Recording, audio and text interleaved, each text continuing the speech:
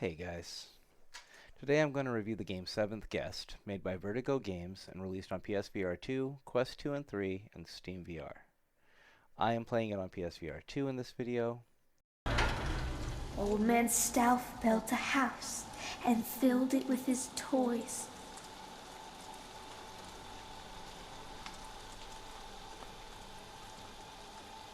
Six guests came one night. Their screams the only noise. I should start by admitting that I'm not a huge puzzle fan typically, and when I get confused about what to do next, I often get frustrated and don't want to continue. But in this case, I pushed through 2.5 hours of not knowing what I was doing, and even managed to make some progress. The graphics in this game are very good, and the controls, physics, and mechanics of the game are very polished. The acting and voice acting in this game feels very professional. Stauff seems to know all about us. Yes, and he himself seems to have vanished. Ned, how wonderful. Oh, who gives a damn? Will you look at that ghastly cake? I suppose we should indulge just to be polite. Allow me. Oh, marvelous. I think I'll stick to the wine, thank you. Surprise, surprise.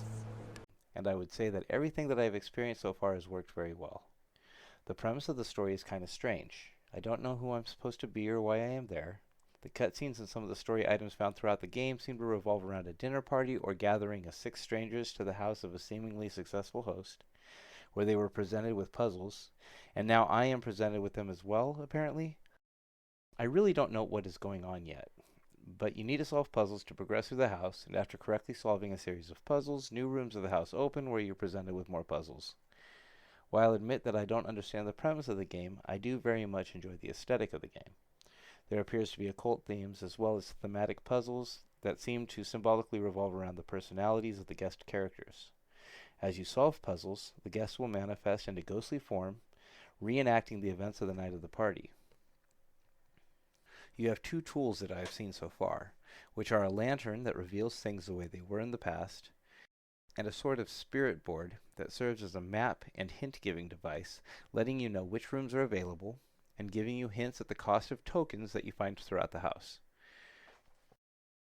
Each room feels kind of like an escape room, and once you solve a room, or a few rooms, the clock will strike, indicating that a new room or rooms have been unlocked.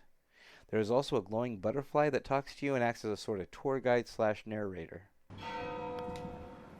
The clock!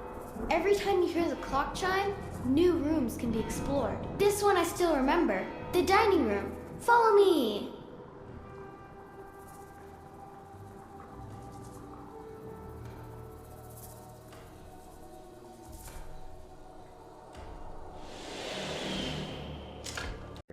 This game's not scary, but it has sort of a haunted themes, and it just works. So far I have spent 2.5 hours in the game and have only solved maybe 4 or 5 areas. I believe there are 17 rooms to explore, so I imagine there's a lot of game in this title if, like me, you are solving the puzzles. But I don't think there is going to be a lot of replay value, since once you know how to solve a puzzle, there will be little benefit in replaying it. The puzzles I have seen, though, have all been pretty well designed and memorable. I only really have one small gripe about the game, which is that the game will sometimes open more than one room for you at a time, but if you leave a room, it seems to reset all of the puzzles in that room.